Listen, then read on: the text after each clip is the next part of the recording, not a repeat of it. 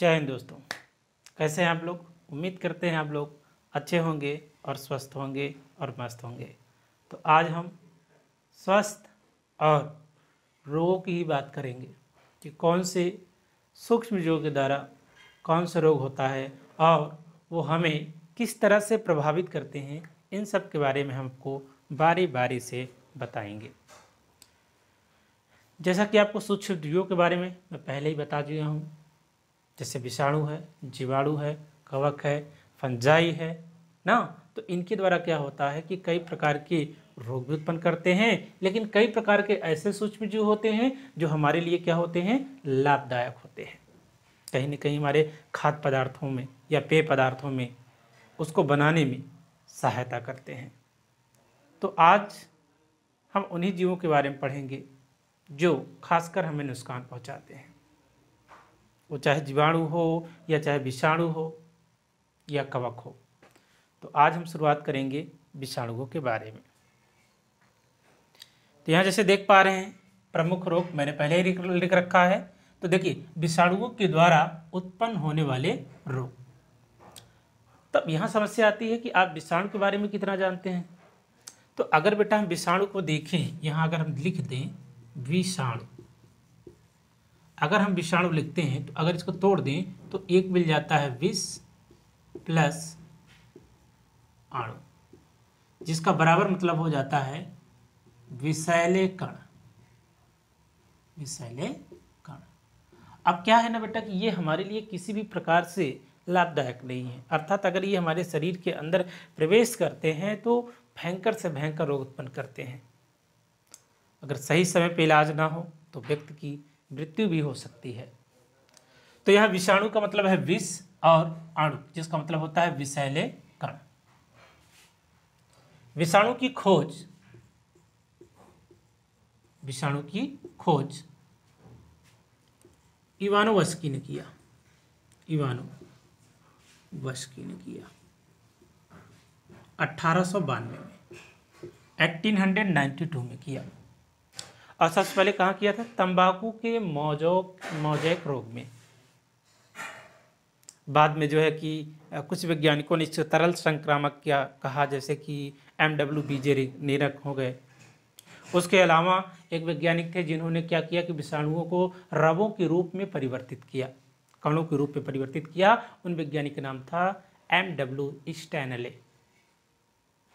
विषाणुओं की जो खासियत है कि उनकी जो बॉडी होती है, खासकर वो न्यूक्लिक अम्ल से मिलकर बना होता है।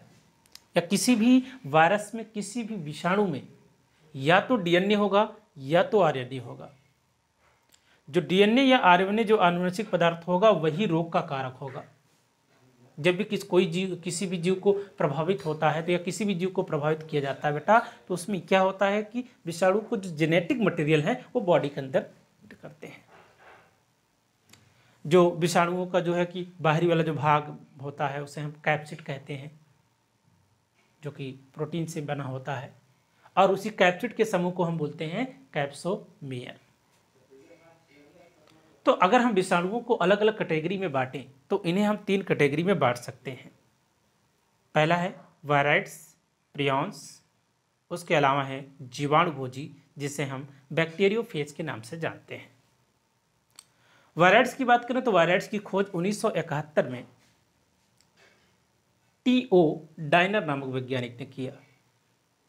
ये वायरस से अति सूक्ष्म होता है और इसमें RNA का जो अणुभार होता है वो कम होता है।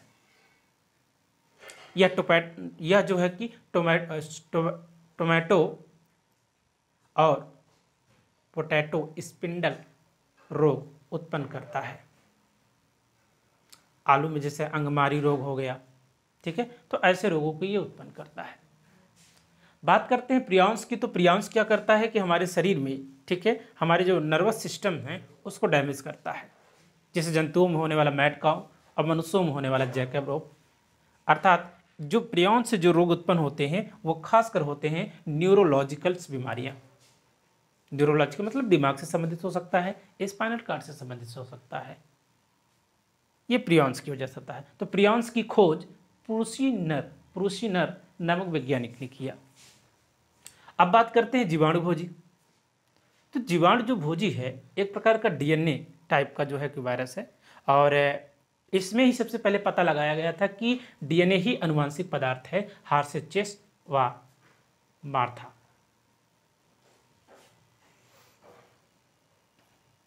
जो जीवाणु भोजी होता है वो क्या करता है कि एक प्रकार का परजीवी विषाणु है, जो क्या करता है कि बैक्टीरिया के ऊपर रहकर, ठीक है, उनसे अपना भोजन प्राप्त करता है। यही कारण है कि बैक्टीरियोफेज के कारण ही गंगा जल नहीं सड़ता है। गंगा में जल में जैसे ही कोई बैक्टीरिया उत्पन्न होता है तो ये बैक्टीरियोफेज क्या करता है कि उसको खा जाता है। तो इस तरह से गंगा जल अधिक दिनों तक सुरक्षित रहता है और जल्दी खराब नहीं होता है। इसके कारण जीवाणु भोजी के कारण, जीवाणु भोजी की खोज ट्वार्ट नामक वैज्ञानिक ने किया। किसने किया? ट्वार्ट नामक वैज्ञानिक ने किया। तो इस तरह से जो गंगा जल है वो इसलिए नहीं दूषित जल्दी होता है, इसलिए जल्दी खराब नहीं होता है क्योंकि उसमें जीवाणु भोजी नामक वायरस रहता है जो जीवाणुओं का भक्षण करता है। इसके अलावा और भी कहा जाता है कि जो गंगा है वो हिमालय से निकलती है, जिसमें कई प्रकार की जड़ी बूटियाँ होती हैं, जिसके कारण उसमें जो है कि वो जल खराब होने के कोई भी चांसेस नहीं होते हैं। लेकिन एक समस्या ये है कि बढ़ता हुआ पॉल्यूशन, बढ़ती हुई गंदगी, बढ़ती हुई आबादी जो क्या कर रहा है कि नदियों को धीरे धीरे दूषित कर रहा है। हो सकता है कि आने वाले समय में नदियों का अस्तित्व ही ना रहे अगर इसी तरह से प्रदूषण बढ़ता गया तो। केवल सरकारी योजनाएं बनाने से काम नहीं होगा जब तक कि उस पर कोई कार्य ना किया जाए। तो नदियों को बचाने के लिए आपको पेड़ पौधों को लगाना होगा, फैक्ट्री के द्वारा निकला हुआ पानी को ट्रीटमेंट करके तब जाके नदियों में छोड़ना होगा, और नदी में स्नान करते समय साबुन, कपड़े इत्यादि चीज़ों को त्यागना होगा। और इसमें नहाना ही क्यों, आप देख लीजिए, कहते हैं ना गंगा दर्शन ही गंगा स्नान है। तो हम बात कर रहे थे विषाणु की, जीवाणु भोजी की। तो केवल बच्चे इतना याद रखना है कि जीवाणु भोजी के कारण ही क्या होता है, कोई भी जीवाणु भोजी के कारण कोई भी जो जीवाणु होता है वो गंगा जल में उत्पन्न नहीं होता है। आइए समझते हैं कि विषाणुओं के द्वारा होने वाले प्रमुख रोग, भयंकर से भयंकर रोग होते हैं। और शुरू में जब विषाणु से कोई भी रोग आता है, तो विषाणुओं द्वारा कोई भी रोग आता है तो बड़ी खतरनाक स्थिति होती है। या कोई भी रोग हो, अगर वो शुरू में आता है तो इसकी स्थिति बड़ी खराब होती है। क्यों? क्योंकि उसके बारे में तो जानकारी है नहीं, बॉडी को भी उसकी जानकारी नहीं होती कि उस वायरस से, उस बैक्टीरिया से कैसे लड़ना है। तो पहली बार तो प्रभावित होता है, लेकिन जब दूसरी बार होता है तो हमारी बॉडी जो है इम्यून पावर तैयार कर लेती है उसके विपरीत में। तो आइए समझते हैं विषाणुओं से उत्पन्न होने वाले रोगों के बारे में। पहला है चेचक, जिसे छोटी माता या बड़ी माता के नाम से भी जानते हैं, माता भवानी, इस नाम से इसको जाना जाता है। जब ये रोग आया ना बच्चों, तब ये बड़ी खतरनाक स्थिति थी और एक महामारी के रूप में फैलते गया। अब इसका कोई इलाज तो था नहीं, लोगों ने इसे जो है माता भवानी या फिर धार्मिक तौर पर देखकर कहा कि इसके कारण से, लेकिन इसकी खासियत ये थी कि यह रोग जो है अल्प समय तक रहता है और समाप्त हो जाता है। इसमें चेहरे पर, शरीर पर क्या होते हैं कि दाना निकल जाता है ना, छोटे छोटे दाने हो जाते हैं, ठीक है, जो थोड़ा से दर्द उत्पन्न करते हैं और उसके साथ साथ बुखार होता है। चेचक, आइए समझते हैं।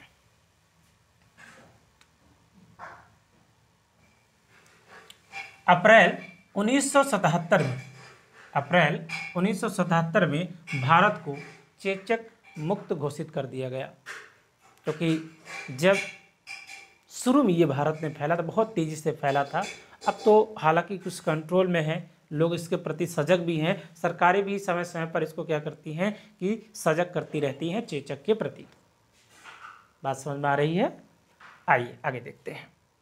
तो 1977 में, अप्रैल 1977 में भारत को चेचक मुक्त घोषित कर दिया गया बच्चे। यह रोग रोगी की त्वचा, थूक, स्पिट वायु व वस्त्रों के द्वारा या वस्त्रों के माध्यम से संचारित होता है। यदि कोई व्यक्ति जो है कि चेचक से प्रभावित होता है तो उसके द्वारा निकलने वाले जो लार है या फिर जैसे कि उसको छींक आ गई तो उसके द्वारा जो स्पाइल जो एरोसेल्स निकल रहे हैं वो क्या करते हैं, वायु में मिल जाते हैं, जिसकी सहायता से दूसरे व्यक्ति में पहुंच जाते हैं। तो ऐसे रोग को तो हम संपर्की रोग भी कह सकते हैं ना। तो यहाँ पर थूक और रोगी की त्वचा की स्पर्श से या फिर वायु या वस्त्रों के माध्यम से संचारित हो सकते हैं, तो इनसे बचना चाहिए।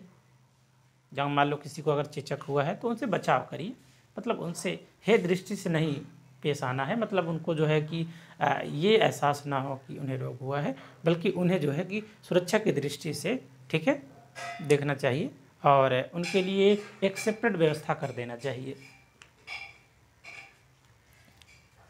यह रोग वेरिओला, अगर बेटा आपसे ये भी पूछा जाता है कि सबसे जो बड़ा वायरस है वो क्या है, वेरिओला वायरस है। तो जो वेरिओला वायरस है वो सबसे बड़ा वायरस है और किस फैमिली का है, आर्थ्रोपॉक्स वायरस फैमिली। यह रोग वेरिओला विषाणु के कारण उत्पन्न होता है।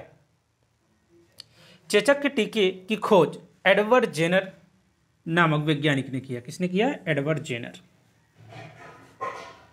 बड़ा महान काम किया उन्होंने। ऐसे वैज्ञानिकों का योगदान समय समय पर देश में तो रहता ही है। और जैसा कि आज जानते हैं कि विज्ञान दिवस है, जैसे राष्ट्रीय विज्ञान दिवस के रूप में मनाया जाता है। 28 फरवरी 1928 को पहला खोज भारत में सर सीवी रमन के द्वारा किया गया, जिसे हम रमन प्रभाव के नाम से भी जानते हैं।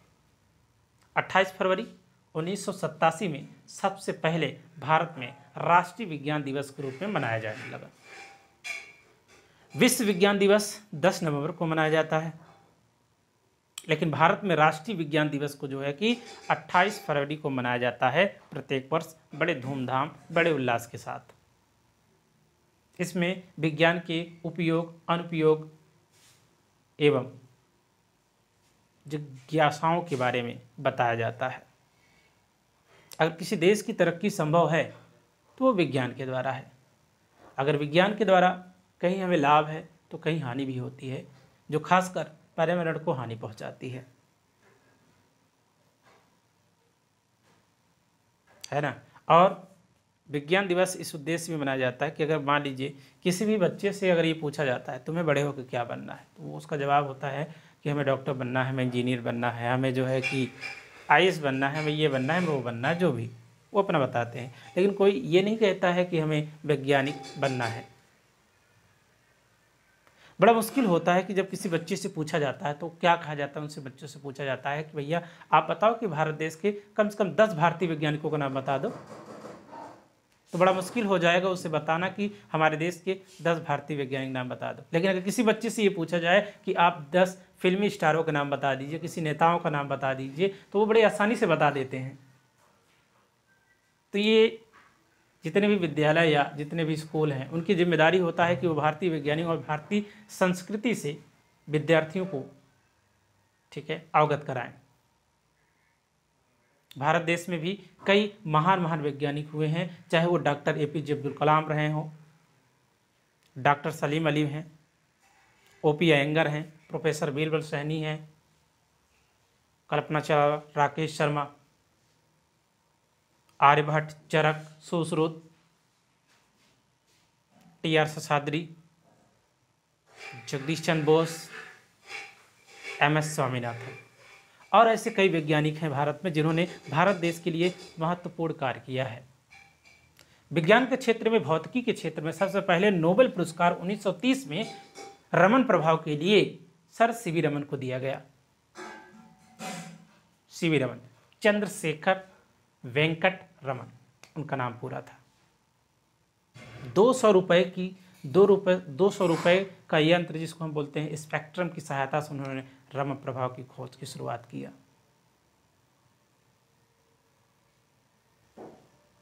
तो आइए शुरुआत करते हैं यहाँ से जहाँ तक आप लोग बताया था। तो यह रोग वेरिओला आर्थ्रोपॉक्स वायरस फैमिली के कारण उत्पन्न होता है। तो बच्चों यहाँ पे याद रखना कि जो चेचक रोग होता है वो वेरिओला वायरस के कारण होता है और सबसे बड़ा जो वायरस होता है वो वेरिओला होता है। चेचक के टीके की खोज एडवर्ड जेनर ने किया। किसने किया? एडवर्ड जेनर ने किया। और इन्होंने जो है कि एक भी कहा जाता है कि इन्होंने जो है कि गाय के जो लिक्विड होता है उसके द्वारा जो है कि चेचक को जो है चेचक के वायरस को पृथक किया और इसका एक सफल टीका का निर्माण किया। ऐसे वैज्ञानिकों को, ऐसे देश के तरक्की में योगदान देने वाले वैज्ञानिकों को सत सत नमन। जय हिंद। आइए अब आगे चलते हैं बेटा। तो बचना किससे है? कि साफ सफाई रखना है, सबसे बड़ी बात है। भोजन को हमेशा ढक के रखें, पानी को हमेशा ढक के रखें और आसपास साफ सफाई रखें इन रोगों से बचने के लिए। आइए आगे समझते हैं। अगला है कंठमाला। कंठमाला, यहाँ माला का मतलब नहीं है, ठीक है, कोई माला पहन लिए, नहीं, यहाँ किसी रोग की बात कर रहे हैं ना। तो कंठमाला रोग, जिसे हम मम्पस के नाम से भी जानते हैं या इसे हम गलसुआ के नाम से जानते हैं। जब हम दूषित भोजन, दूषित जल का हम इस्तेमाल करते हैं तो उसके कारण जो है कि ये वायरस हमारे बॉडी के अंदर इंटर कर जाता है और गलसुआ कंठमाला जैसे रोग उत्पन्न करता है। गलसुआ मनुष्य में उपस्थित जो कर्णमूल ग्रंथि होती है, जिसे हम लार ग्रंथि कहते हैं। कर्णमूल मतलब कि कान की जो ये नीचे ग्रंथि होती है वो प्रभावित होती है और उसमें सूजन आ जाता है, जिसके परिणाम स्वरूप क्या होता है कि ये यहाँ पर ये सूज जाता है, पूरा स्वेलिंग आ जाता है इसमें। आइए समझते हैं। तो यह रोग मम्प्स वायरस के कारण होता है। किसके कारण? मम्प्स वायरस के कारण होता है। इस रोग में कर्णमूल ग्रंथि, पैरोटिड ग्लैंड प्रभावित होती है। इसे गलसुआ के नाम से भी जाना जाता है। इस रोग से बचाव क्या है कि दूषित पानी से बचें, आसपास साफ सफाई रखें, जो भी चीज़ें आप ग्रहण कर रहे हैं, जो भी चीज़ें आप खा रहे हैं तो उसे हमेशा धुल कर ही खाएं।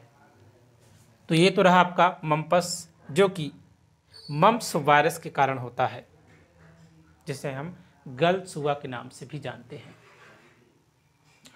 रोगों की स्थिति तब खतरनाक हो जाती है जब हम उसे इग्नोर करते हैं। शुरू में अगर हम उसका ट्रीटमेंट करवा लें, उपचार करा लें, तो हो सकता है कि उन रोगों से बचा जा सके। परंतु होता क्या है कि हम उसको धीरे धीरे डिले कर देते हैं और वही रोग क्या हो जाता है कि बाद में एक जो है कि बड़ी समस्या बनकर बाहर आता है। और इससे एक चीज़ और सीख सकते हो ना कि जीवन में जब हम छोटी छोटी समस्याओं को क्या करते हैं कि छोड़ते चले जाते हैं, अब बाद में क्या होता है कि वो हमारे सामने बड़ी समस्या आ जाती है, फिर हम समझते हैं कि ये भाई हमारे पास ये समस्या कहाँ से आ गई, है ना। तो आगे समझते हैं। अगला है नंबर 3 है बेटा पोलियो रोग। नाम तो सुना ही होगा, बहुत ही चिर परिचित नाम है। एक खतरनाक रोग है जो मनुष्य के अंग को ही क्या करता है, डैमेज कर देता है। बड़ी खतरनाक स्थिति होती है पोलियो। यह रोग, पहला पॉइंट, इस रोग में तंत्रिका ऊतकों के नष्ट होने के कारण पेशियों तक संदेश पहुंचना बंद हो जाता है, जिसके परिणाम स्वरूप क्या हो जाता है, पक्षाघात हो जाता है, जिसे हम पैरालिसिस के नाम से जानते हैं। तो इस रोग में तंत्रिका ऊतक का मतलब होता है कि वे ऊतक जो क्या करते हैं, हमारी सूचनाओं को हमारे ब्रेन तक ले जाने का काम करते हैं। तो जब हमारे मांसपेशी से हमारी ये शरीर है ना बेटा, तो ये लेफ्ट ना, ये मान लो ये लेफ्ट हो गया और ये राइट हो गया, तो क्या करता है कि ये क्या करते हैं कि एक दूसरे को बैलेंस करते हैं बॉडी। तो क्या होता है कि जब सूचनाएं हमारे मांसपेशियों तक नहीं पहुंच पाती है, तो जिसके कारण क्या होता है, पैरालिसिस, मतलब कि आपका शरीर का एक भाग जो होता है वो पैरालिसिस, पक्षाघात हो जाता है, मतलब निष्क्रिय हो जाता है, वो कार्य करना, क्रियाशील मतलब कार्य करना बंद कर देता है। कभी कभी पैर में हो जाता है, कभी कभी हाथ में हो जाता है, कभी कभी आधे शरीर में हो जाता है, कभी कभी यहाँ हो जाता है। यह रोग खासकर ऐसे होता है कि जैसे भोजन है तो खुला रखा है, पानी है खुला रखा है, या फिर जैसे बर्तन